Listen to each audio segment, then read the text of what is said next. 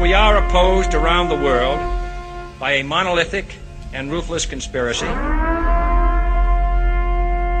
that relies primarily on covert means, on infiltration instead of invasion, on intimidation instead of free choice, on guerrillas by night instead of armies by day. There is little value in ensuring the survival of our nation if our traditions do not survive with it. All right, welcome to episode 117 of the Abuse Hour. It is I, your host, Coffee Long, coming to you tired and fucking miserable from the Charlotte International Airport. Dude, I'll tell you something, man. I got fucking bumped around on flights like 10 motherfuckers, and it has been a week to tell your parole officer about. So check this shit out, man. I fly all the way out to, I'm out on the West Coast, dude, and I'm hanging out with this client, and this fucking guy, like, yeah, on one hand, you know, work is good. I like to get paid. I like to have work lined up and have something coming in. This motherfucker calls at, like, the last minute and has his people saying, yeah, we want this, we want that. Okay, so we put the thing together. We fly out here and we do it. And, like, halfway through, like 2 days ago, this guy's assistant, like, yeah, that's the caliber of people I'm contending with here. This guy's fucking assistant is like, hey, man, let me talk to you real quick.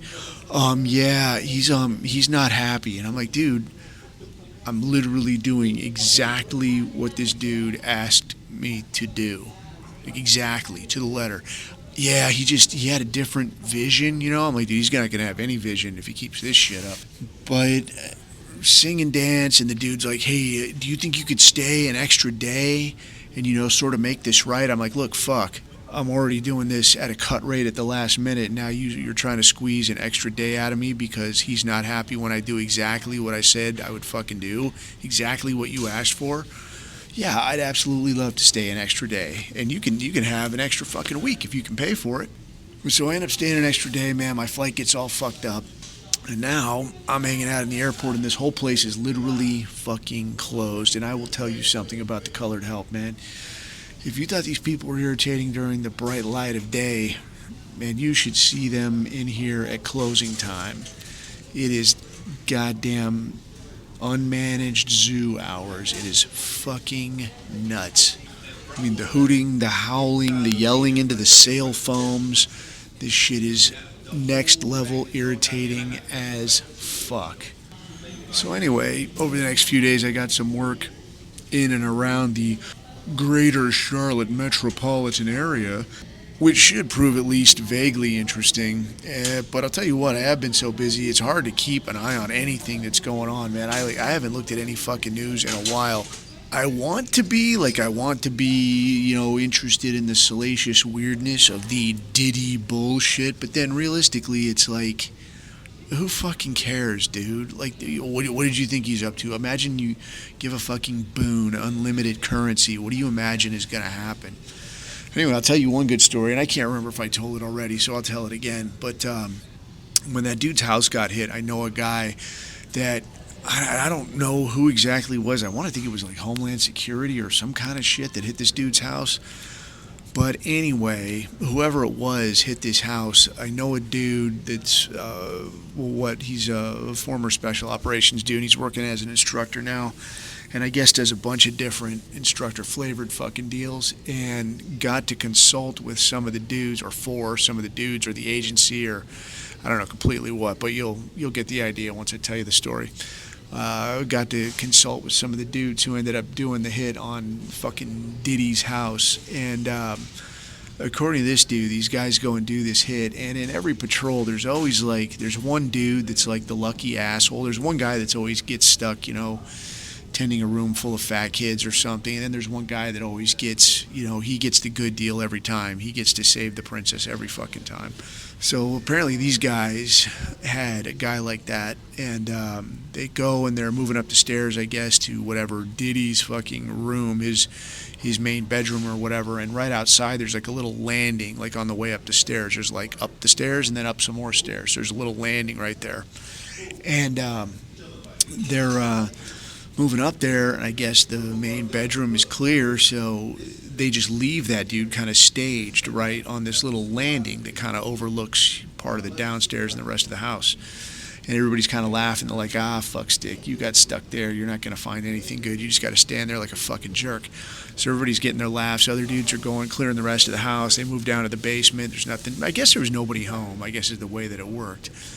They clear the rest of the house. And then this guy is just standing there on this landing, and he's kind of pissy about, like, I didn't get to fucking hit nothing, man. This fucking sucks. I'm just standing here like a chump. And he's standing there, and he's looking at the wall, and he's like, what the fuck is that?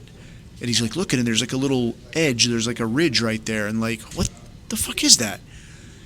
Ka-clink, and like pushes the wall, and it opens up and pops open, and there's this giant vault right there. So he's like, guys, and everybody else comes around, and like it's obviously it's locked up. So they call local, I don't know, what do you call it, like locksmith or whatever, local safe cracker or whatever. And they call this guy, and he comes over, and like, hey, can you open this? And he's like, yeah, I can open it. I installed it. But I installed it. This fucking guy never paid me for it.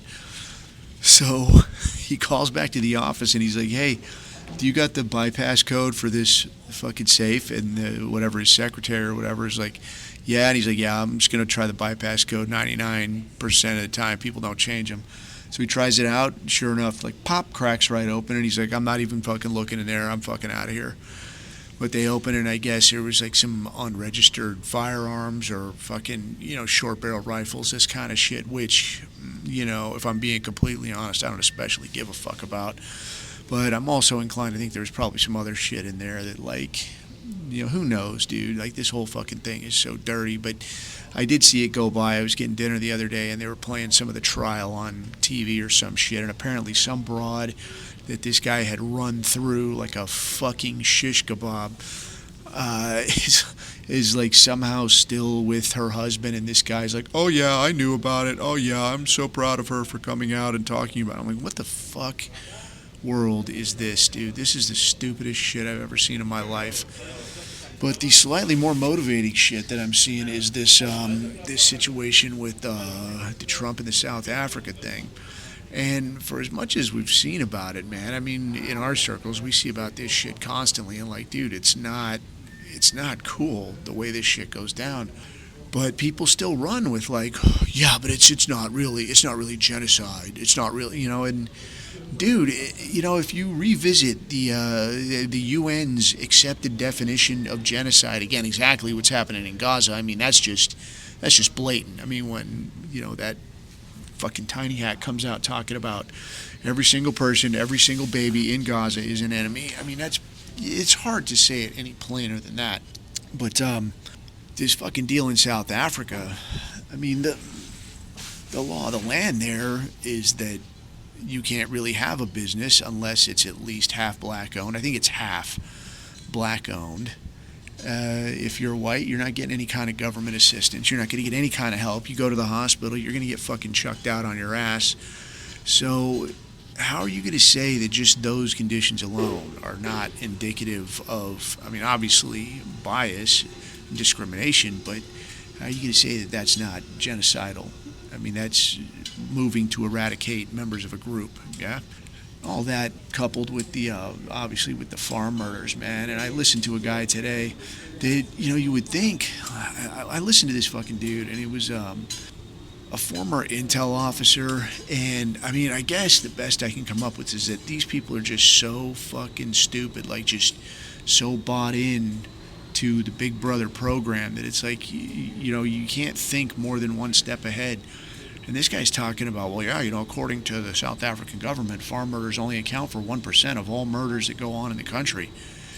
And I'm like, all right, first, so just the numbers of murders that you've heard about, like, that's some gruesome fucking shit. If you're telling me that's only 1% of what goes on in that country, how fucked is that place? Like, that place needs to be nuked from orbit. But moreover, look at your average South African. There's a guy up there hopping up and down wearing a red beret, Jewish-sponsored fucking communist talking about kill the Boer, shoot to kill. This is a fucking national folk song, kill the Boer, like kill members of your own fucking country. Kill your fellow countrymen, and that's a fucking national folk song. And then you're going to say, well, yeah, but these people are giving us these stats, and I believe them. Use your fucking head, guy, just a little bit. I mean, help me help you. But I was encouraged seeing the Trump situation with him bringing old Cyril Ramaphosa in there, and that silly fucking house nog tried to sit there and and do a little step and fetch and yuck it up and like, oh, you know, we have to make sure that he understands. And what I thought was pretty cool is that Trump didn't dick dance with this fucking guy and just came straight out and was like, hey, yeah, turn the lights down. Go ahead and turn that video on. So it's kind of like this motherfucker's not going to play nice. Like this dude is, you don't know what you're going to get when you roll in here with this guy. Like it could be smiles and handshakes. It could be like he's got the peanut gallery out there, like when he had Zelensky in there calling a guy out for not wearing a fucking suit. Could be anything, man. So it's like you got to be kind of on your toes. And if you walk in there with your shit together, I imagine it's going to be a little harder for the guy to fuck with you. But I mean, you go in there with some kind of shit like, oh yeah, people are being murdered gruesomely, but it's not really a big deal. Anyway, man, so it's right about stroke of midnight right now, man, and dude, I'm listening to one nog fucking having the time of his life vacuuming this fucking place, and there's a drunk airline pilot walking by, the occasional military dude. This is fucking bullshit, man. I'm going to have to move now so this nog doesn't vacuum me up. So hold on. Ah, Christ, dude. I hate these people so much. Actually, no, maybe I'll just stay right here. So, I'll tell you what, you want to hear some depressing action. Or I don't know, maybe it's depressing, maybe it's just me. I don't know what to fucking make of it, but I'll tell you what, man, I got hit up by these two dudes that I know because, as you kind of may or may not have figured out at this point, like I do a fair bit of speaking for my job. So these two dudes hit me up and they're talking about like, hey, you know, I know this guy that makes a shit ton of money on YouTube just doing videos, and what I was thinking was that you do a video and I'll put it on YouTube and then we can make a shit ton of money. And I'm like, oh wow, that sounds like a really great idea. So I will generate content, I will do this thing, I will bite my tongue and try to say something, I don't know what, that somebody's going to listen to that's not, you know, that's me fucking faking it about how things are good or things are great or here's smiles and sunshine up your ass, and then we can get paid off of it. Like, that's a fucking great idea. So I'll tell you what, dude, I actually put one together and it was misery. It was miserable to put together. I didn't enjoy doing it. I would have rather put my hand in a blender. But I did it anyway, and I sent it to this guy, and he's like, okay, this is good, except here's what I need. I'm like, you know what, man? What you need is to do your own fucking content. You do your own content, put it on fucking YouTube, and then you can get fucking paid. Because me, you know, maybe someday possibly getting paid for some shit that makes me miserable, like, I'm doing that now. Why do I need to fucking pay you to do more of it? Apart from that, man, I'll tell you what, dude. The airline thing, it has gotten dumber and dumber and dumber. I've been doing this stupid shit, like, well, I mean, on and off planes for, I mean, hell, since I was in the military, man. And there was a time, I want to say around the early 2000s when we stopped really flying a lot on military aircraft, like you'd be on the C-130 or whatever, the big prop aircraft or whatever, or, you know, like a jet aircraft, but it was still a military plane. And people would say, well, doesn't that suck because it takes forever to get anywhere? It was the shit. It was the absolute fucking bomb. Because you get on there and you just drive right out to the airstrip. You get on there, you hang up a hammock, you get in there with your boys, you bring a big fucking warmie. You could go out there completely shithoused, get in a fucking hammock. It's like a time machine. You wake up like, vroom, you're somewhere else. You know, you could be on the West Coast and vroom, now you're in Hawaii, vroom, now you're in Europe, vroom, now you're in the Middle East. And it just happens instantly. You don't know what day it is, you don't know what time it is. It doesn't fucking matter. It's going to be a while, and when you wake up, it'll be some other day, some other time, some other place. It's cool. And then they decide, you know, we'll save some money, and your dumbasses can fly fucking commercial. And it always kind of sucked, because these fucks would always line you up in a middle seat, and they'd always wedge like 10 of us in the back fucking rows, and you're sitting back there just fucking miserable. But at least, I mean, years ago, it was, it wasn't that often that flights got delayed and fucked up. And this little thing they do now where it's like, oh, it's delayed 15 minutes. Oh, it's delayed another 15 minutes. Oh, it's delayed a half hour. It's delayed another half hour. Oh, now it's delayed an hour. Oh, yeah, now it's canceled. And by then, it's like, you ain't getting out of here today, man. Especially if you're flying like west to east, like you're fucked. You better just, find a spot to sleep in, which actually people are doing here now. Like, this fucking sucks, dude. It's like a fucking homeless camp in here. I don't recommend it. But it kind of is what it is, man. And I'll tell you, dude, if I thought that I could get away with being coffee long and actually making a paycheck out of it, I mean, I guess in fairness, I haven't really tried. I haven't got on like Rumble or any of that, but I don't know. I would feel silly using words like super chats and thanks for the whatever the fuck it is people send you, like thanks for the cheese diamond or the fucking happy star or whatever it is people send you, and that's worth $5 or some shit. I don't fucking know. But I haven't fucking tried, so I can't bitch too much about it. But just the same, I don't really like the idea of, any portion of my livelihood kind of hinging on not getting fucking, I don't want to say not getting doxxed, because at that point I'd be like, yeah, go ahead and dox me, see if I give a fuck. But, just getting fucking deplatformed and like, this guy's just too much of a dick. It's too much profanity. It's too much this, too much that. And, I mean, I do remember, dude, like Andrew Anglin, like that motherfucker is still fucking persona non grata. Like that dude's website, I think it's still up and running. I think it's out of like Indonesia or somewhere goddamn remote as fuck. Like it's not a way to live, man. I actually saw somebody in the chat had mentioned him in reference to this situation with the Me Too shit and the Harvey Weinstein shit. And I know that guy goes a little hard in the paint, and he's probably a little bit, well, more than a little bit unhinged, but I think the autism really got the best of him on this. But I do see what he was getting at. I won't, agree with him completely. And this is fucking bullshit. I got a goddamn news. This dog is vacuuming his fucking ass off like his life depends on it. Fuck this. I gotta move. God damn it, man. It's unseemly. Like I'm cruising by and this goddamn 3-foot tall Guatemalan woman has got the video playing on max fucking volume. It's not a way to live, dude. It's not a way to fucking live. Where the fuck am I going? And now I walk away and this fucking guy stops vacuuming finally. It's insanity. That's what this is. It's fucking insanity. I'm gonna get a seat back here in the corner where nobody can fucking see me or hassle me or bother me. I'm just gonna sit here and be cool. I'm just gonna sit here and fucking relax. Oh, fuck, dude. Good God, dude. They cackle, they hustle, they whistle, they click. I do not want them, Sam I Am. I do not fucking want them. Is there anything else anywhere? But in any case, while I'm thinking of it, this incredibly low quality product is not actually brought to you by Above Time Coffee, but I am mentioning them just to be cool because they sent me free stuff and I said that I would. But also too, man, if you get a chance, do listen to the do it, goddammit. Listen to the serial that I'm gonna try to get going. And it's like it's a corny idea. It's a little bit silly, but it seems fun and it seems like something at least vaguely interesting to do.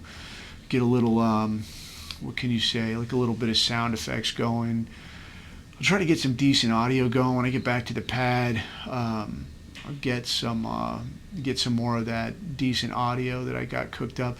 I had a motherfucker of a time trying to get that thing to work properly the other day, man. Apparently, and I don't know if this is a thing that people just know and I just don't know, but apparently when I plug this thing in, because I'm using it off my phone, when I plug this thing into the phone, it's got to be like a USB-C going into the phone and then a USB-A, like normal USB cable. And then how can I say? It's got to be an adapter plugging into the fucking thing, plugging into the mic fucking deal. Otherwise, it won't fucking see it. Like the software won't see it. And I'm like, what the fuck is this shit? I just used this. But then I gotta get the other cable. I'm like, let me use this cable again. And now it fucking works. So I was losing my fucking mind. I legit almost smashed this shit of like, several $100s of shit. I just was getting fucking steamed. They're like, yeah, this is going to go. Because I'll tell you what, dude, I won't take shit off technology, man. I brought the heat on a VCR back in the day, and I fucking have always been like that. I'm like, dude, I'm not taking lip off no gadget. You want to fucking try me, now you're going to pay. But, it does end up costing a little bit at the end of the day. And surprisingly, comes up in divorce court. This one time he beat up the VCR. Like, dude, yeah, I did. But I told you I was going to do it. So just stay the fuck back. I told you that VCR would pay. I'm not going to stand for it. And the VCR just tried me once too often. And now look where we are. But I like to think that broad has no VCR at this point. So, it is what it is. Anyway, what time is it, man? It's, good God, it's so fucking late. What else, dude? Oh, somebody in the chat had asked about combat sports, dude. And I'll tell you what, dude, I think there's two sides to it, man. I dig it. I think to me, it's a good time. It's good training. It's good stuff. It's a good workout. It's fun to get out and you meet some good people. You meet some other people that are trying to challenge themselves. And when the rubber hits the road, if you ever do get into it with somebody, you're in a bar, a restaurant, just out in the fucking street, some drunk tries you, and it is very comforting. Like, as soon as you lock up with them, it's like, oh, you have no idea what you're doing. Because what you notice is that people who can actually fight don't go out there fucking around that much. Because some of the people you meet, like, legit, I've rolled with some people that are absolutely just like you hear people talk about, where it's like, this motherfucker's $150 and he's fucking crushing me. I'm like, yeah, dude, there are cats like that.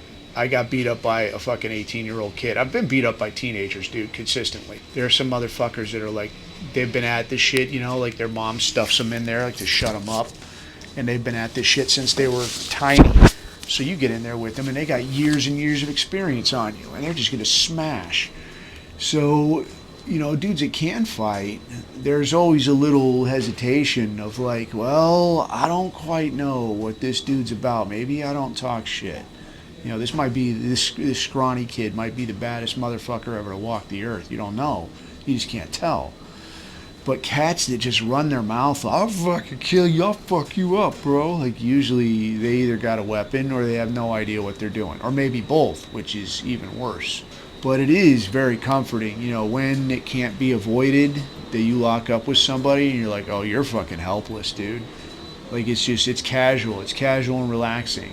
And then you find yourself giving them a break. Like, look, I'm going to let you up. Don't be a fucking kook. Just go, all right? They don't listen. They never listen. And you end up having to fucking do them dirty. But yeah, anyway, what I'm getting at is, as far as this thing goes, yeah, I think it is a good deal. I think it's good training.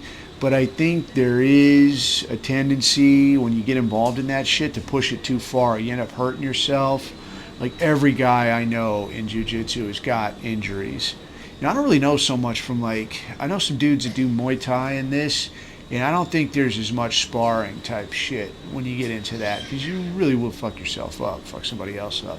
But like jiu-jitsu, man, like, dude, everybody is fucking hurt. Everybody's knees are fucked up. Everybody's neck is fucked up. And it's, you're definitely very competent. Where, like, dude, if somebody tries you, like, that poor bastard doesn't have a chance. But, there is a price tag attached, and that's a little bit of a bummer. So I think, like with a lot of things, there's a happy medium where, like, you want the good training, you want to be able to contain yourself, you want to stay in shape, but you don't want to get at this so hard that you start fucking yourself up. Your knees and your shoulders don't work right, your head doesn't turn all the way to one side or the other, So, choose your own adventure type shit. Anyway, I'll tell you what, man, I'm going to cut this shit short because I got to walk down to this gate and see if by some miracle grace of God that these idiots are going to have this fucking plane up and running, and maybe I can get on here, we'll get out of here 5 minutes fucking early. I think about just staying here, jock these people for like, hey, give me a fucking hotel room, man. I can't take any more of this shit. But I'd rather just get the fuck out of here. I'd rather just get out of here, get cracking, get some of this shit done, and someday I'll be able to go home again. Anyway, all right, man, you motherfuckers get at it. I'm going to try to record something remotely uplifting. Maybe something cool is happening out there that I'm just not seeing. I got to get on it. But Yeah, I'll take a look at it, dude, and I'll try to put out something that's better than me sitting against a wall in a fucking empty airport talking about how much literally everything fucking sucks. But, oh, hey, you know what? I did just think of one thing I'll throw in is I went out to dinner with this client the other night, and we went to this nice steak place, if you will, and they had a drink on the menu called Blood and Sand. And I can't completely remember everything that was in. Oh yeah, I can remember. It's Scotch, which I don't usually dig, but it's a Scotch drink, and then sweet vermouth, cherry hearing, which is like a cherry liqueur. Not the same as Luxardo. Cherry hearing is a little bit sweeter. Luxardo has more of a wine-ish taste that I don't really dig very much. I tried to like Luxardo cherry, but it's not the same, dude. Cherry hearing, I think, is, for my money, cherry hearing is where it's at. But so Scotch, sweet vermouth, cherry hearing. I think there's bitters in there, and then just a little taste, tiny bit of orange juice. And you shake that shit up. And I don't know what the history of the drink is. I want to look into it because it seems pretty cool. Seems very World War I-ish. You know, like I could twist my mustache and go shoot a Zulu with this shit. You know. Back to the pad and pip boys, let's throw up a Blood and Sand and get out there and cut down some more of these savages. Fuck, man, we should bring those mustachioed motherfuckers here and start cutting these fucks down. It's like being in goddamn Zimbabwe in this motherfucker, but that's just what I think. So go pour yourself a cool one, and I'll try to be back with something pleasant. And until next time, keep your eyes on the horizon, keep your neck out of the noose. I've been Coffee, and these are my takes.